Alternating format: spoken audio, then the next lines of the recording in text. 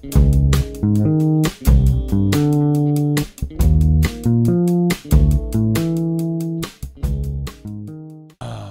현재 시간 2025년 6월 7일이고요. 오전 5시 46분 지나고 있습니다. 오늘은 167번째 시간이고요. 소주 전쟁입니다. 저는 진행을 맡고 있는 빌바오고요. 반갑습니다. 자, 본격적으로 얘기하기 전에 요새 6월달에 영화 볼 게 많더라고요. 그래서 뭐 F1도 있고 기대하고 있고, 그다음에 라이언 일병 구하기 리마스터. 사실 이게 제일 기대하고 있습니다. 이거를 아마 IMAX 개봉하겠죠? IMAX로 보면 엄청 미친 듯한 전율을 느낄 수 있을 거라고 생각하는데, 아마 영화사의 길이 남을 명장면 중에 손꼽아라 하면 무조건 들어갈 초반 그 오마하 비치인가 둘 다 나왔나? 어쨌든 노르망디 상륙작전 그거 보여주는 장면, 네, 그게 너무 인상적이어서 그걸 보러 또 가지 않을까 싶고, 나 뭐 미션 임파서블 지금 상영 중이고 드래곤 글디르기도 있고, 그래서 스케일 큰 영화들이 볼 게 많아서 아무래도 뭐 영화관 굳이 그렇게 가리는 편은 아니지만 큰 영화관에서 볼 때 좋은 작품들이 꽤 많기 때문에, 그래서 아마 용산 아이파크를 좀 많이 갈 생각이에요. 저희 집에서 아이맥스가 있는 영화관이 가까운 게 이제 용산 아니면 일산인데, 이제 일산은 가면 한 15분 이렇게 잡아야 되고, 용산은 한 30분, 35분 뭐 이렇게 잡아야 되는데, 뭐 플러스 입구 들어가는 거 치면 더 되긴 하죠. 근데 이왕 가는 거 뭐 출발할 거 용산 가는 게 나쁘지 않아서 용산 가는 길이, 특히나 이제 그 노들로로 가면은 신호가 없이 그 여의도까지 쭉 간 다음에 원효대교 거쳐서 원효로 가서, 그다음에 그 전자상가 뒤쪽으로 해가지고 고가도로 좀 건너고 하면 용산 아이파크를 싹 갈 수 있거든요. 근데 이게 이제 직선 거리랑 최대한 가깝게 가면은 막 홍대 입구, 공덕 막 이렇게 다 지나쳐야 돼서 사실 조금 신호가 빡셉니다. 그래서 차라리 좀 돌아가더라도 노들로를 타러 가는 게 되게 쾌적하고 오토바이 타는 입장에서 되게 좋은데, 하여튼 그 길이 아주 좋아가지고 용산 아이파크를 좀 자주 가보지 않을까 싶어요. 이번에는 또 그간 좀 녹음에 소홀했어서 6월달은 좀 열심히 용산 아이파크를 가면서 좀 찍어보겠다 이런 생각을 하고 있습니다. 특히나 이제 용산 아이파크 좋은 게 새벽에 심야도 하잖아요. 요새는 사실 뭐 동네 영화관도 심야를 많이 했었는데, 그래서 심야 보는 맛이 분명히 있었단 말이죠. 그때는 한 2000년대 초중후반 한창 영화관이 흥행일 때, 그때는 사람들이 영화관도 많이 갔었고, 그다음 심야 보는 재미가 있어서, 심야는 확실히 뭐 데이트로 가든 친구랑 보러 가든 뭐 혼자서 보러 가든 참 좋았는데 말이죠. 심야가 요새는 사실 잘 없어가지고 참 아쉬운 부분이 있는데, 그래도 용산 아이파크는 아무래도 이게 워낙 뭐 임대료가 비싸서 그런지 몰라도 사람들이 그래도 오긴 하는지 몰라도 엄청 그 새벽까지도 많이 하더라고요. 그래서 뭐 오토바이 타러 가는 겸 영화도 볼 겸 이렇게 해서 가기가 참 좋을 것 같다, 뭐 이런 생각이 듭니다. 그래서 뭐 근데 이번에 갈 때는 그 저기 소주 전쟁 거를 2시에 새벽 2시에 시작하는 거를 봤거든요. 근데 그때 가니까 차가 아무도 없더라고요. 그래서 그 영화 끝나고 나와서 여의도를 한 바퀴를, 차 없는, 거의 없는 여의도를 오토바이 타고 한번 싹 돌아봤는데 느낌이 너무 다른 거예요. 그게 이제 여의도는 항상 낮에 해가 떠 있을 때 가면은 그 어느 곳보다 치열한 곳인데, 이제 퇴근 시간 지나면 조용해지는 곳이잖아요. 더군다나 새벽이니까 뭐 더 조용하고 이래서 뭔가 거대한 스튜디오에 들어온 느낌? 뭔가 여의도라는 곳 자체가 다른 지역과 일단 강으로서 단절이 되어 있고, 또 지형 자체가 또 섬이다 보니까 정말 완벽한 평지로 되어 있어서 뭔가 흔히 서울에서 볼 수 없는, 한국에서 볼 수 없는 그런 특별함이 있는 곳이구나 이런 생각이 들었습니다. 네. 그리고 되게 스튜디오 같구나. 영화 촬영장 같구나 이런 생각을 갑자기 하게 됐어요. 어쨌든 이제 이게 이제 여름이 왔고 새벽에도 그렇게 춥지 않기 때문에 어쨌든 매일은 좀 힘들더라도 그 여름밤이 주는 그런 낭만이 있어서 그걸 한번 서울을 한번 쭉 걸어보시는 것도 좋을 것 같고 밤새 한번 서울 시내를 걸어보는 것도 좋을 것 같고 한강을 쭉 걸어보는 것도 좋을 것 같고 자전거를 타셔도 좋고 뭐 오토바이 타셔도 좋고 자동차로 다녀도 좋고 하여튼 그런 새벽 밤 공기를 느끼면서 드라이브를 해보시는 거를 한번 추천을 들어보겠습니다. 요새 딱 그거 하기 좋은 시즌인 것 같아요. 여름이 좀 더워도 이런 건 또 맛이지 않나 생각이 듭니다. 잡설이 좀 길었나요? 하여튼 본격적인 얘기 해보도록 하겠습니다. 일단 영화 소주 전쟁은 이제 주인공이 유해진 이재훈 배우가 맡고 있죠. 그리고 감독 이름을 없이 가는 걸로 결정이 됐다고 하던데 뭔가 그거 왜 그거에 관련해서 좀 찾아봤는데 되게 좀 뭐 상당히 복잡하더라고요. 그에 대해서 뭐 설명을 하진 않겠고 뭐 이런 케이스는 좀 처음인 것 같습니다. 어쨌든 그렇고요. 뭐 그래서 그런지 몰라도 뭔가 뭐 이재훈 배우나 유해진 배우가 홍보를 좀 돌긴 돌았는데 홍보가 그렇게 잘 안 된 것 같긴 해요. 그 작품에 비해서는 너무 적은 관객 수가 들고 있는 게 참 아쉬운 부분이다 하는 생각을 하고 있습니다. 뭐 그래요. 어쨌든 바로 뭐 영화 얘기로 들어가죠. 일단 캐릭터 얘기를 먼저 할 건데 그 이제 두 주인공이 임범과 종록이죠. 그래서 유해진과 이재용 배우가 하고 있는데 이 두 인물은 아무래도 주인공이다 보니까 서사가 좀 많이 투여가 되어 있고 그만큼 이제 심적인 변화를 보여주고 있습니다. 그러니까 크게 보면은 임범이라는 사람이 종록이라는 사람을 만나서 감화받는 이야기로 하면 되겠죠. 어떻게 보면 또 임범을 보면서도 뭐 종록이 좀 깨닫는 바가 있긴 한 것 같긴 해요. 그래서 서로 공명하는 이야기다라고 볼 수 있을 것 같긴 한데 따지고 보면 이제 종록이 뭔가 욕망에 사로잡혀서 뛰기만 하던 사람이 임범을 보면서 뭔가 그것만이 다가 아니구나를 좀 깨닫는 그런 이야기라고 볼 수 있을 것 같다는 생각이 듭니다. 근데 그 두 사람 각자의 또 이겨내야 될 몫이 있어요. 그게 이제 그 각자의 메인 빌런들이 따로 있다고 생각하는데 그 유해진 배우가 맡은 종록 같은 경우는 강한 힘에는 열심히 살긴 살았지만 그 석진우 회장이라는 강한 힘에는 굴복하고 살았던 정의가 아님에도 좀 해주고 뭐 옳은 말도 더 세게 얘기해서 건의를 해서 회장의 어떤 선택을 바꾸고 이런 거를 하진 못했던 사람, 네, 수적으로 살았던 인생을 살았던 사람이죠. 근데 결국에는 자신의 가치관, 자신을 지키기 위해서는 석진우라는 사람의 명령에서 벗어나서 석진우를 몰락시켜야 되는 그런 석진우를 극복해야 하는 그런 미션이 정해져 있는 거고 임범 같은 경우는 이제 돈이 최고라는 생각으로 열심히 살았지만 돈만으로는 나만의 행복을 찾을 수가 없구나. 결국에는 양심의 문제도 중요하구나. 그래서 자신을 계속 그런 욕망의 구렁텅이에 집어넣고 있는 그 고든 알고 보니까 이 사람이 나를 망가뜨리고 있었다.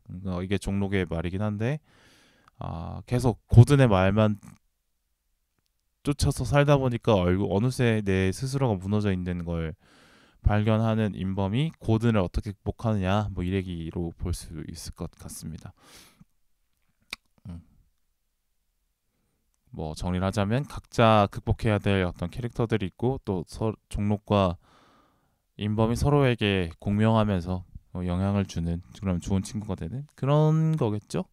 결과적으로 이 두 사람의 버디무비라고도 볼 수 있다라는 생각이 듭니다. 근데 그런 면에서 서로 연기는 잘 해주셨는데 이재현 배우와 유해진 배우가 그렇게 케미가 좋았느냐라고 생각하면 조금 아쉬운 부분이 있는 것 같긴 해요. 네.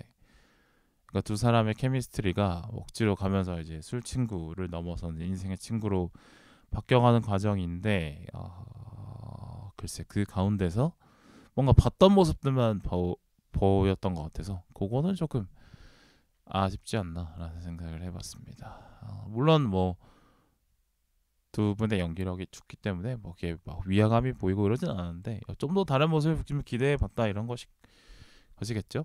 오히려 저는 그런 연기 두 사람의 연기보다는 주변 인물들의 연기가 참 좋았습니다.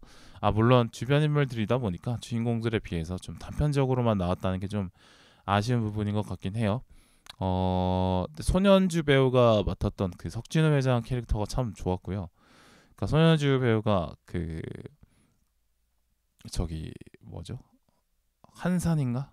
거기서 원균 할 때부터 뭔가 그 얄미운 리더 역할을 참 잘했는데 이번에도 참 잘하셨습니다. 그래서 참 인상적인 회장 역할이었던 것 같고요. 이제는 서현주 배우가 슬슬 이제 회장 전문 배우로 조금 나아갈 나이대가 되시는 것 같긴 한데 뭔가 다른 배우들보다는 그래도 그런 어떤 무게만 잡으면서도 웃기는 측면도 있고 좀 저속한 면도 있고 뭐 그런 여태까지 했었던 뭐 회장 전문 배우들 많이 있었잖아요. 이렇게 그럼 좀 표현이 그렇고 회장을 많이 해서 회장 역할을 많이 하셨던 배우들 뭐 송영창 뭐 이경영 뭐 이런 배우들과는 또 다른 결의 어떤 그런 모습을 잘 봤습니다. 인상적이었고 그다음에 최영준 배우도 되게 중간에 이제 그 무영의 변호사 역할로 나오는데 무명이죠.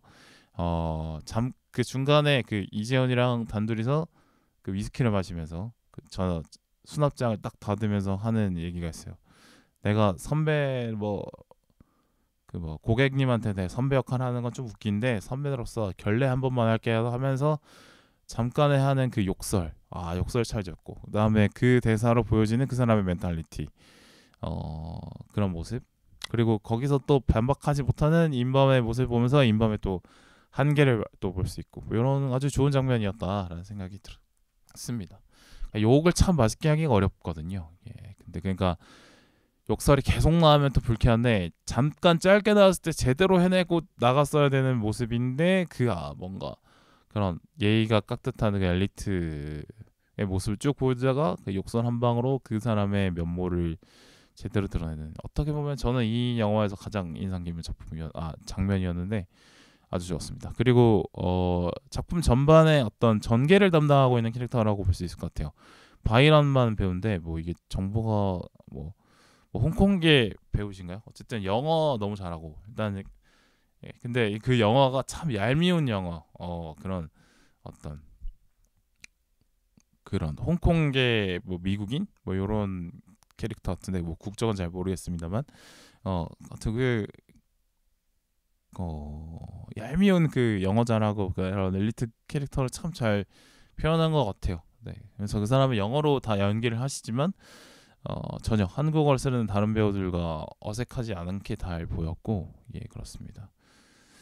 그 어떤 그 열받는 모먼트들이 계속 나오는 영화인데 그 모먼트들마다 딱 잘 맡아서 분위기를 좀 잘 만들어줬던 그런 역할이지 않나 이런 생각이 들었어요. 오히려 그래서 주인공들의 연기보다는 주변 인물들의 그 연기가 오히려 더 눈에 보였다라는 생각이 들고 뭐 좀 더 얘기를 해보자면 그 종록의 뭐 부하 직원들로 나왔던 배우들의 연기도 뭐 되게 좋았다라는 생각이 들고 표정으로 뭔가 상황을 전달하는 리액션 위주로 하셨는데 이것도 참 좋았다라는 생각이 들었어요. 전반적으로 연기가 아주 볼만한 작품이었다 라는 생각이 듭니다. 근데 뭐 아쉬움을 또 쳐보자면 주인공 캐릭터들이 좀 아쉬운 것 같아요. 캐릭터가 좀 뻔히 보인다는 게 문제 같은데 근데 종록 캐릭터는 이제 뭐 사람 좋은 아저씨 캐릭터 뭐 유해진 배우가 많이 했던 그러니까 주변 부하들에게 신임을 얻는 것도 좋은 모습이죠. 근데 너무 착하고 막 일만 하는 사람으로만 나오는 게 너무 좀 아쉬운 부분인 것 같아요. 우리가 흔히 볼 수 있는 좋은 아저씨 느낌으로만 나와서 뭔가 이 사람이 이사까지 간 이유가 있을 것이다. 이 사람만의 어떤 빡빡함이 있을 것이라는 게 추측이 되는데 근데 그런 모습을 좀 보여줬으면 좋지 않았을까라는 생각이 들어요. 주인공이니만큼 어떤 입체적인 모습을 보여줘야 된다고 생각했는데 뭐 중간에 일하는 모습을 넣으면서 이렇게 부하 직원들한테 빡빡하게 하는 모습도 좀 보여줘야 됐었지 않나. 뭐 재무이사니까 숫자에 좀 민감한 모습들, 그다음에 그 문서에 하나하나에 집착하는 모습들, 보고서에 막 집착하고, 그다음에 뭐 보고서 올라온 날짜, 뭐 이런 거. 그러니까 나머지는 편하게 하더라도 일에는 뭔가 빡빡한 모습을 보여줄 수 있는 그런 모습을 좀 보여줘야 좀 캐릭터가 잘 산다는 생각이 들거든요. 네. 충분히 러닝 타임이 좀 짧은 편이라고 생각했기 때문에 더 들어갔을 수 있었다고 봅니다. 그 다음에 인범 캐릭터도 마찬가지예요. 그러니까 물론 종록에 비해서 고민을 하는 캐릭터이기 때문에 물론 뭐 철두철미한 모습을 보이려고 하지만 중간에 인정이 흔들리는 모습을 충분히 뭐 보여주긴 하는데 이 친구 캐릭터가 좀 아쉬운 부분은 왜 이 사람이 이렇게 욕망에 미치게 되었는지를 좀 더 설명해 줄 필요가 있어 보입니다. 뭐 어릴 때 뭐 돈 때문에 힘들었던 적이 있었다든지 뭐 아니면은 뭐 돈 때문에 뭐 사랑에 실패했다든지 뭐 이런 식의 그런 설명이 좀 더 필요했다라고 생각합니다. 그리고 인간적인 모습을 좀 더 넣는 것도 좋았을 거라고 생각이 들어요. 뭐 잠깐의 장면이어서 클리셰여도 뭐 아이한테 길에서 만난 아이한테 뭐 친절을 베푼다거나 뭐 강아지를 보고 귀여워한다거나 뭐 이런 거 아니면 뭐 길거리에서 힘들게 장사하는 할머니한테 잘해준다거나 뭐 이런 식의 뭐 예를 들어서 뭐 정말 정장에 딱 떨어지는 정장에 빡빡한 구두 신고 들어가는데 뭐 오른손에는 막 고사리 길거리 할머니한테 산 뭐 고사리가 막 두세 봉씩씩 막 손에 들려 있고 요런 거 뭐 이런 느낌. 그래야지 이 사람의 어떤 면밀하는 캐릭터를 좀 더 알 수 있을 것 같잖아요. 그러니까 뭔가 돈에는 피도 눈물도 없는 뭐 고든이나 그 무명의 구영모 변호사 캐릭터와는 다른 캐릭터인데 그런 모습을 좀 더 보여줬으면 좋겠다라는 생각이 듭니다. 아니면 전사에 대해서 설명을 좀 더 하거나 아니면 인범의 어린 시절을 알고 있는 캐릭터가 등장하거나 뭐 고등학교 친구나 대학교 친구나 이런 거 그런 것들이 좀 필요했다라는 생각이 들었어요. 네. 주인공들의 매력이 좀 너무 좀 떨어졌다라는 게 좀 아쉬운 부분이어서 말씀드려봤고 그 다음에 소주의 의미에 대해서 한번 생각해 볼 필요가 있는데 소주의 의미가 왜 맥주가 아니고 소주일까? 물론 뭐 실제 사건이 소주를 만들던 진로의 이야기니까 뭐 소주가 위주로 나오는 것 같긴 해요. 일단 맥주는 왜 아닐까? 소주가 왜 더 특별하게 다가올까? 영화 소재로서 일단 맥주는 월드와이드한 술이죠. 전 세계 어딜 가나 그 나라만의 맥주가 다 있고 역사도 오래됐고 그쵸? 그래서 맥주는 뭔가 민족의 술 이런 느낌은 아닙니다. 근데 소주와 대체 관계가 있는 것도 아니죠. 네, 그렇죠. 우리나라에서는 특히나 소주가 소맥의 형태로 함께 섞이면서 보완제 역할, 뭐 보조제적인 역할을 많이 하기 때문에 그래 뭐 소주가 막 이렇게 술 하면은 일단은 처음으로 떠오르는 그런 느낌은 아닌 것 같아요. 그죠? 맥주는 약간 곁들임, 뭐 그쵸? 맥주 그 자체가 목적성이 있는 경우는 잘 없지 않나 그런 생각이 들어요. 아무래도 한식에는 뭐 소주가 더 많이 어울리긴 하니까 어떻게 보면 맥주는 좀 뭐랄까 음식을 타지 않는다라는 점에서 와인과 대체 관계가 있을 수 있겠다라는 생각이 듭니다. 그리고 뭐 위스키를 소주랑 많이 대비를 시켜놓고 있는데 영화 속에서 주로 빌런 역할을 맡은 사람들은 위스키를 주로 먹고요. 되게 이기심을 보여주는 장면에서 위스키를 먹죠. 그다음에 위스키를 서로 마시는 순간은 약간 진심이 아닌 다 속이고 있는 그런 순간이나 아니면 그런 남들을 속이고 싶어하는 캐릭터들이 위스키를 주로 먹는 걸로 나오고 있습니다. 특히나 이제 구용모 변호사 같은 경우는 이제 회의실에 위스키 한 병씩 또 몇십 병씩 갖다 놓고 이렇게 먹고 이런 거, 그죠? 그 다음에 그 석진우 회장도 소주 회사 사장이지만 소주 안 먹고 위스키 먹고 이런 거. 어떻게 보면은 이제 소주라는 어떤 그 소재를 그 표종록이라는 사람의 딱 동일시하게 하도록 하기 위한 장치라는 생각이 듭니다. 그러니까 소주같이 친근하고 정이 가는 그런 남자가 종록이다라는 얘기인 거죠. 그러니까 살아있는 소주다 뭐 이런 식의 표현을 위해서 만든 어떤 대비인 것 같아요. 그래서 중간중간에 이제 맥주도 잠깐 나오지만 뭐 위스키와 소주를 계속 대비시키면서 나왔던 부분인 것 같은데 그 부분이 저는 참 좋았어요. 이게 뭔가 이야기를 더 깊게 만드는 좋은 장치라는 생각이 듭니다. 그리고 선량한 마음의 표종록과 이기적인 마음을 갖고 있는 다른 빌런 사이에서 왔다 갔다 고민하는 인범은 소주도 마시고 그 다음에 위스키도 마시죠. 그래서 고민하는 거죠. 소주를 마시면서 선량한 마음에 대해서 고민하고 위스키를 마실 때는 이기적인 마음에 대해서 고민하는 이런 모습인 거죠. 그래요. 그다음에 그 에필로그에 가면은 종록이 희석식 소주가 아니라 전통의 증류식 소주로 만들고 있는 걸 보여주고 있는데 좀 더 뭐랄까 그 순수한 마음에 눈을 뜨게 됐다라는 걸까요? 그러니까 그런 희석식 소주를 만들 때는 사실 맛이 똑같은데 어떤 깊은 맛이 안 나는데 뭔가 다른 깊은 맛이 있을 거라고 막 기대하고 막 얘기하는 표정록과 그 밑에 부하 직원들의 모습이 나오는데, 네 진짜 소주라고 할 수 있는 그런 어떻게 보면 이제 희석 소주보다는 정말 수많은 단계를 거쳐서 그만의 향을 갖고 있는 증류식 소주를 만드는 사람이 됐다라는 거는 좀 더 한 단계 성장했다 이런 식의 표현이 될 수 있을 것 같아요. 네. 그다음에 좀 더 순수한 마음에 눈을 뜨게 됐다 뭐 이런 식의 표현인 것 같습니다. 그리고 표정록은 예전부터 소주만 마셨는데 인범도 뭔가 어떤 소주만 먹고 사는 사람이 됐을 것 같은 그런 느낌이 들죠. 예를 들어서 인범은 이제 위스키 안 먹고 막 자기 집에 찬장 열어보면은 종록이가 만든 어떤 전통 소주들이 찬장에 팍 있을 것 같은 이런 사람의 캐릭터로 바뀐 모습도 약간 암시를 하는 듯한 느낌이 듭니다. 뭐 희석식 소주와 증류식 소주에 대해서 설명하자는 건 아니지만 아무래도 증류식 소주가 좀 더 공정이 더 많이 들어가고 재료도 더 많이 들어가기 때문에 어떻게 보면은 이제 술 자체에 좀 더 집중하는 사람이 됐다. 표정록은 돈의 세계에서 그러니까 소주와의 재무이사니까 사실 소주를 만든다기보다는 돈 관리하는 사람이잖아요. 그거보다는 소주를 직접 만드는 사람이 됐다라는 거는 어떻게 보면 좀 더 자신이 좋아하는 일을 하게 됐다. 뭐 이렇게 볼 수 있을 것 같아요. 왜냐면 돈 관리하는 일은 종록 같은 사람한테는 좀 애초에 맞지 않았을 수도 있겠다라는 거죠. 그래요. 그래서 뭐 이 작품의 메시지가 사실 좀 여러 가지가 있다고 생각하는데 뭐 표정록과 인범에 대해서 얘기하는 거는 자기 스스로를 살아라. 회사의 욕망을 나의 욕망으로 착각하지 말고 내 욕망대로 살아라 라는 얘기를 하는 것 같기도 하면서 그 다음에 그냥 일반적인 얘기로 착하게 살아라는 뜻인가? 뭐 이런 생각도 들거든요. 그러니까 뭐 수많은 빌런들이 나오는데 뭐 그 빌런들처럼 사는 게 참 저렇게 멋없고 정 떨어지는 일이다. 뭐 이렇게 해야 된다라는 건지.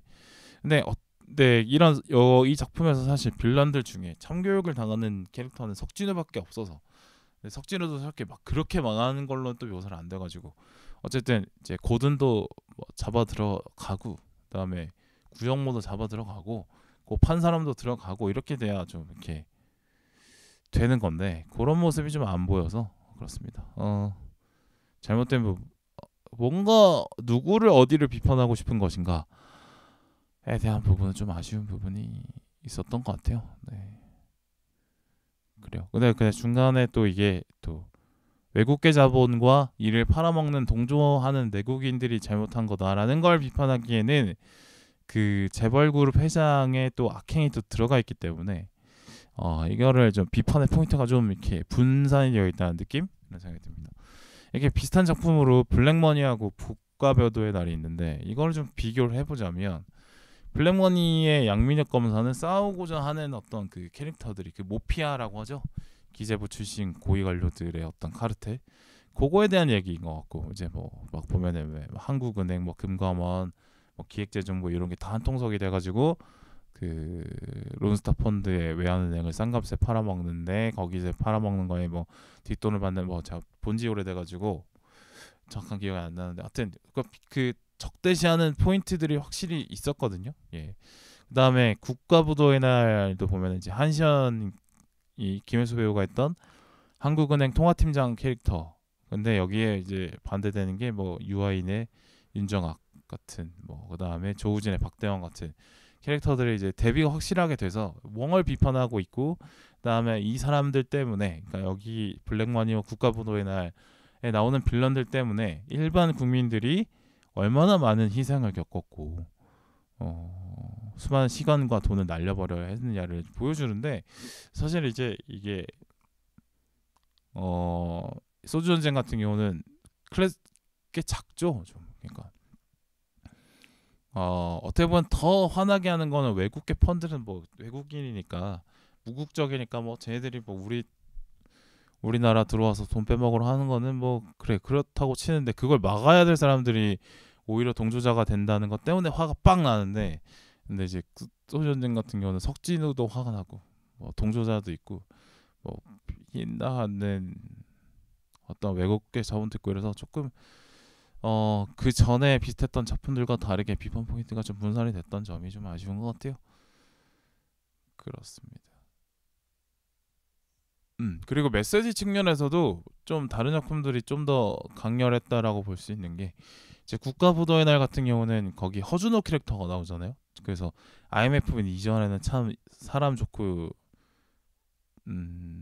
인감이 있던 캐릭터가 IMF를 거치면서 완전 사람이 바뀌어서 완전 냉정을 잃고 돈에만 집중하는 사람이 돼버린 걸 보여줬는데 그걸 통해서 IMF가 단순히 그 돈만 단순히 어떤 경제적인 힘듦이 아니라 사람들의 가치관을 바꿔놓던 큰 사건이다. 이런 거를 잘 보여주고 있는데 그런 장면도 있어서 참 좋았는데 그래서 이 작품 메시지가 그래 단순히 그 고위 공직자들의 그 카르텔 때문에 수많은 돈들이 나라 갔을 뿐만 아니라 국민들이 힘들었을 뿐만 아니라 가치관도 바뀌었다. 그래서 메시지가 빡빡빡 박히는데 이거는 소주 전쟁은 좀 그렇지 못했다라는 생각이 듭니다. 아무래도 이야기의 스케일 차이도 분명히 있을 것이다라는 생각이 드네요. 네, 그래요. 음, 음. 하여튼 이런 작품들이 이제 뭐 블랙머니, 국가부도의 날, 뭐 소주 전쟁 이런 작품들이 좀 나오는데 아무래도 이런 작품들이 나오는 데는 좀 이유가 있는 것 같아요.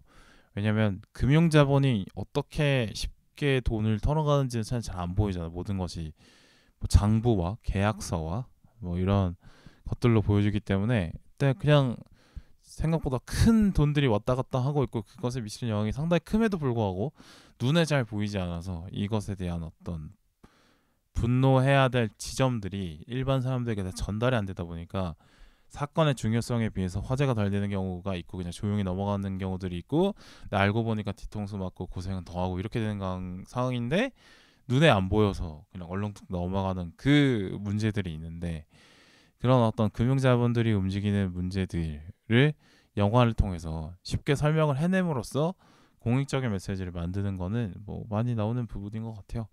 뭐 외국 영화로 눈을 돌려봐도 뭐 마징콜 뭐 그죠?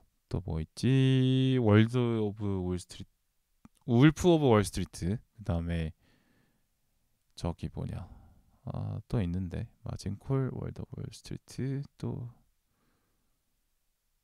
뭐 크리스찬 베일 나오고 그래요.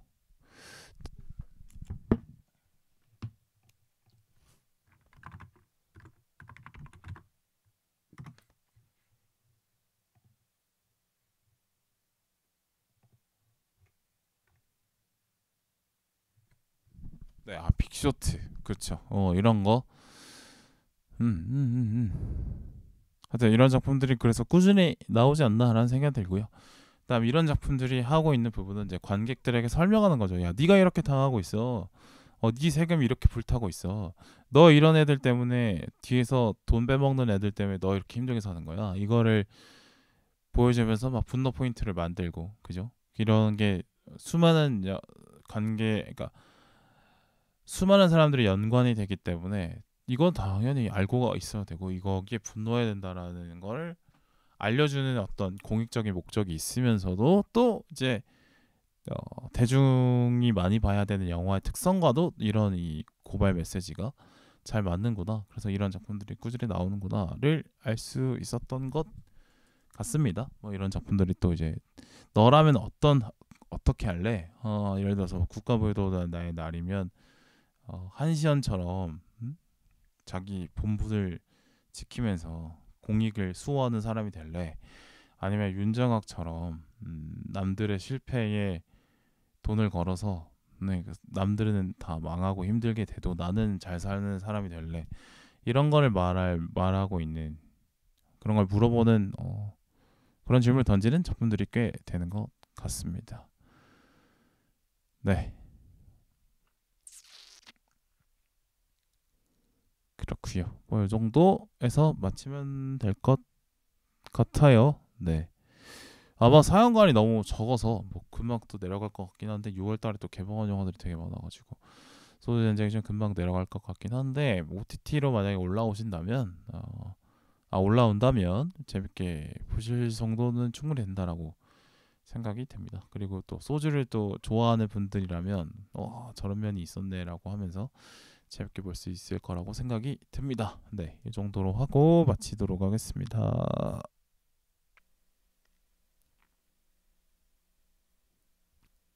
어적 원작과의 연결고 만들려고 하다 보니까 오히려 독이 됐다는 생각이 들어요. 옛날간에 뭐 전작간의 연결고를 그럴싸하게 만들면 오히려 더 재미가 증가하고 막 원작 팬들을 흥분하고 이럴 텐데 그러지 근데 그런 거에 실패했다는 생각이 듭니다. 물론 뭐 제가 원작의 영향력에 75년 작품에 대해서 내가 잘 모르기 때문에 영향력이 얼마 정도인지 모르고 그걸 알면 또 평가가 달라질 수 있는데 어쨌든 저걸처럼 모르는 사람 입장에서는 잘 모르겠다는 생각이 들고 뭐 아까 말씀드렸지만 최저 속도는 분명히 높였어야 된다는 생각이 들어요. 그러니까 요즘 어떤 그렇게 액션 영화가 많이 나오는 시절에 시속 100km 물론 빠른 속도지만 그렇게 빠른 속도 아니라고 느낄 관객들이 많다고 생각하거든요. 또 영화 속 세상인데 거기다 신칸센인데 100km밖에 안 달린다고? 그런 건 좀 이해하기 어렵다는 생각이 들었어요. 그래서 한 200km 정도 했으면은 좀 더 과감한 구출 작전들이 나왔을 거잖아요. 뭐 아까 뭐 200km 쓰면은 그 도쿄역에서 선로 그 막혀 있는 선로 연결하는 것도 분명히 그냥 했을 거고 그다음에 막 뭐 뒤에서 구조하는 방법 그다음에 나래 날리면서 구조하는 방법 별의 별짓을 다 하게 만들었을 수 있다고 생각이 들어요. 근데 100km다 보니까 생각보다 그래도 여유가 있는 거야. 그죠? 그런 것들이 안타까웠다는 생각이 듭니다. 그리고 또 속도가 그렇게 높지 않다 보니까 어떤 그런 구조하는 방법에 대한 어떤 액션이랄지 열차끼리 충돌할 수 있는 것에 대한 액션이랄지 더 다양하게 나올 수밖에 없게 이제 개연성이 갖춰지는데 그런 게 좀 아니어서 그런 결과적으로 낮은 제한 속도가 재미를 없게 만들었다는 생각이 들었습니다. 열차 안에서 뭔가 속도를 가지고 장난을 하는 그런 것도 좀 필요했다고 생각이 들어요. 그러니까 아무리 그 개인이 혼자 뭐 외로운 늑대죠. 개인이 혼자 설치한 폭탄인데 그 사람이 어떻게 열차 내부까지 속속들이 다 알아서 열차 속도 제어까지 하고 이렇겠어요. 뭐 사실 그건 어려울 수밖에 없잖아요. 또 어떤 그런 철도의 내밀한 부분은 분명히 기밀일 테고 뭐 그다음에 그런 것들은 다 그런 삼엄한 경비 안에 있을 텐데 그러니까 사실 이런 것도 설득이 좀 떨어지는 거죠. 근데 어떻게 그 사람이 열차의 속도를 정확하게 파악해서 폭탄이 터질지 말지를 컨트롤할 수 있겠죠. 그죠? 그런 것도 사실 이해 안 돼. 그러니까 혼자서 폭탄 설치하고 그걸 폭탄을 컨트롤하는 것도 그 사람을 잡으면은 사실 폭탄을 해제할 수 있는 방법도 뭐 나오게 하는 게 사실 정상인 것 같은데 또 범인도 너무 쉽게 잡혀 이런 것도 좀 아쉬운 부분이죠. 그다음에 폭탄 그 열차 안에서 당연히 그 열차 속도 실제 속도와 열차의 어떤 지표상의 속도를 구분하는 방법을 트릭을 만들어가지고 그거를 속여가지고 범죄자를 속여 이런 것도 좀 하면 좋을 것 같은데 그게 94년 스피드에 나오거든요. 그 CCTV를 조작해가지고 계속 달리는 것처럼 범죄자가 착각하게 만들어서 폭탄을 누르지 않도록 속인 다음에 승객을 빼내는데 그런 트릭도 사실 좀 넣었어야 되죠. 네. 그래요. 너무 좀 그렇습니다. 그래. 그다음에 폭탄이 어떻게 설치됐고 어떻게 어떤 원리로 운영되고 밖에 있는 범죄자가 그걸 어떻게 컨트롤하는지 이런 것도 다 보여줘야죠. 네. 그게 사실 뭐 해커를 잡는 건 화이트 해커라고 해킹하는 방법을 알면 그 해킹을 막을 수 있는 것처럼 이 사람이 범죄를 어떻게 저질렀는지를 알아야지 그걸 막을 수 있는데 그런 거에 대한 고민이 없어. 또 잘못됐다는 생각이 듭니다.